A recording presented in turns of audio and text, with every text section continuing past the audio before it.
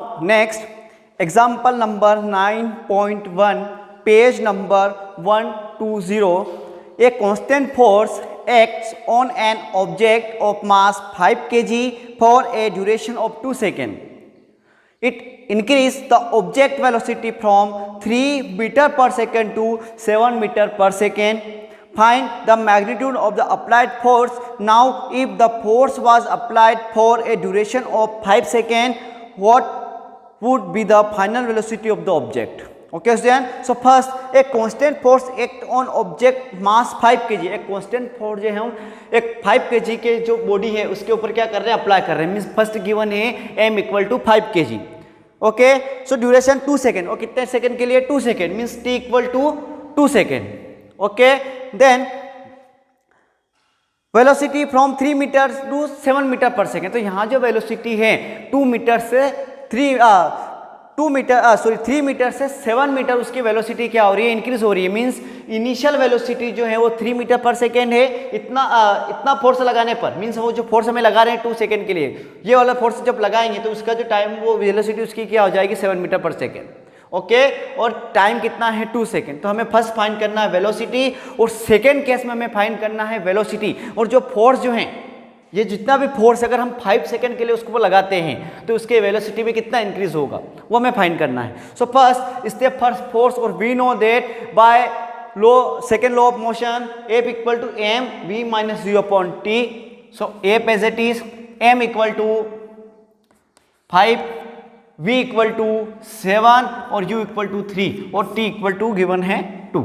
So solve F equal to 5, 7 minus 3 कितना आएगा, 7 minus 3. 7 minus 3 we get 4 और upon 2. Okay, सो 2 से 4 cancel, 2. So we get F equal to 5 into 2 और F equal to 5 into 2 10 newton. तो force will be 10 newton. Okay student, then in this force, अब ये जो 10 newton का जो फोर्स है applied for a duration of 5 second, और ये जो फोर्स है 10 न्यूटन का हम अब 5 सेकंड के लिए अप्लाई कर रहे हैं. ठीक है, सो हमें क्या फाइंड करना है, अब उसका v फाइंड करना, फाइनल वेलोसिटी क्या होगी अब उसकी. ओके, सो फाइनल वेलोसिटी के लिए first equation of motion v equal to u plus a t. Okay, हमें ये फाइंड करना u है, t है, but a. So we know that force equal to mass into acceleration. हम जानते हैं force equal to mass into acceleration होता है, और acceleration equal to we can write force upon m, means force upon mass. इस m को इधर shift कर दो तो ये कहाँ जाएगा, f के अपॉन में. So a equal to f upon m. This value put in this equation. So v equal to u plus f upon m और into t as it is. जो एक्सेलरेशन जो हमारे पास नहीं था उसको हमने फोर्स और मास के टर्म में कन्वर्ट कर दिया. Okay then, so v equal to u और u इक्वल टू गिवन है 3 plus f equal to 10, mass m equal to 5 और टाइम, अब ये टाइम ड्यूरेशन कितना है यहाँ पर 5 सेकेंड, सेकेंड केस में तो ये 5. Okay, solve. तो 5 से 5 cancel, v equal to 3 plus 10 और v equal to 3 plus 10 13 meter per second. So velocity will be 13 meter per second. Okay student, next example number 9.3, page number 121. A motor car is moving with a velocity of 108 km per hour and it takes 4 seconds to stop after the brakes are applied. Okay, so calculate the force exerted by the brakes on the motor car if its mass along with the passenger is 1000 kg. Okay, so first given a motor car with velocity of 108 km. तो first given initial velocity, और initial velocity 108 km per hour. So kilometer per hour converted to meter per second. So multiply by 1000 or divided by 3600 means 3600. Okay, so 0000 cancel, 36 से ये cancel, 30 का 3 तो ये 30 metre per second. Okay, and after applied brake. Okay, और brake apply करने के बाद में क्या हो रहा है, गाड़ी रेस्ट कंडीशन में आ गई. Means final velocity will be 0, means v equal to 0 meter per second. Okay, and given total mass means with passenger, तो car plus passenger m equal to 1000 kg. Okay, और ब्रेक कितने time के लिए apply किया है? For 4 second, so t equal to 4 second. Okay, so force apply by the brake. F equal to we know that m v minus g upon t. So first F equal to m और m equal to 1000, तो m equal to 1000, v equal to given है 0 minus u equal to given 30 और upon time, और time duration given है 4 second. Solve it. F equal to 1000 as it is, 0 minus 30 और upon 4. So F equal to minus 30 multiply with 1000, so we get 1 2 3 4 0 or upon 4. Solve it. F equal to minus as it is 30,000 upon 4 और 30,000 upon 4 we get 7500 newton. Okay, means ये 4 1 जा 4, 4 7 जा 28. Okay, और 28 4 7 जा 28, कितना left है? 2 और 4 5 जा 20. तो ये हो गया 7500 मीन्स कितना आएगा? F equal to minus 7500 Newton.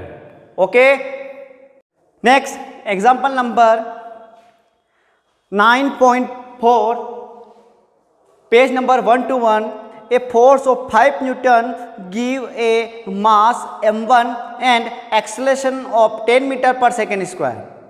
Okay, and a mass m2 and acceleration of 20 meter per second square.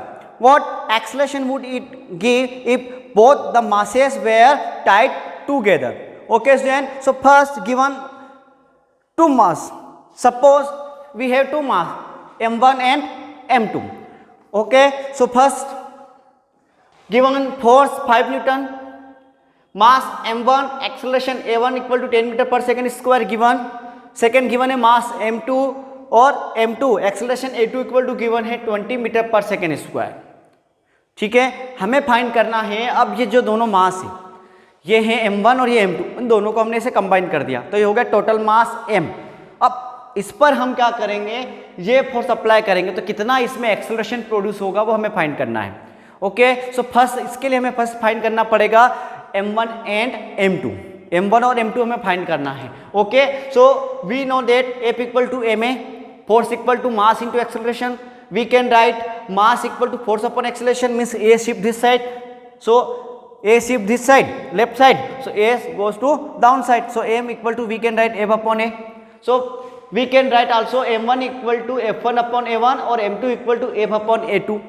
Okay, so first m1 equal to f or f equal to 5 or a1 equal to 10, so 5 upon 10 0.5 kg. Same to same m2 equal to f 5 or a2 equal to given a 20, put f 5 upon 20 और 5 upon 20 हम solve करते तो we get 0.25 kg. Okay, so m1 equal to we get 0.5 kg और m2 equal to we get 0.25 kg. Okay, अब यहाँ करें two mass were tied together. ये है m1 सपोज और m2, दोनों को हमने क्या कर दिया? एक दूसरे से टाइट कर दिया तो ये बन गया अपना टोटल मास m और m equal to m1 plus m2, तो 0.50 प्लस 0.25 वी गेट m इक्वल टू 0.75 kg. तो टोटल मास कितना हो गया दोनों बॉडी का? 0.75 kg. ओके, अब हमें फाइंड करना है acceleration produce in the combined mass by the 5 Newton. अब हमें एक्सेलरेशन फाइंड करना है कंबाइंड मास का, कब? 5 न्यूटन पर. तो we know that force equal to mass into acceleration, F equal to ma. हमें a फाइंड करना है, so m shift left hand side goes to down side, so we can write a equal to f upon m. So a equal to 5, f equal to 5 और m equal to 0.75, तो 0.75 remove decimal और यहाँ 2 1 2 है तो ऊपर कितना हो गया? 20. तो ये हो गया 500 अपॉन 75 और 500 अपॉन 75 को जब सोल्व करते हैं तो we get a equal to 6.67 metre per second square. Okay, तो इतना एक्सेलरेशन जो है उस बॉडी में प्रोड्यूस होगा. ओके.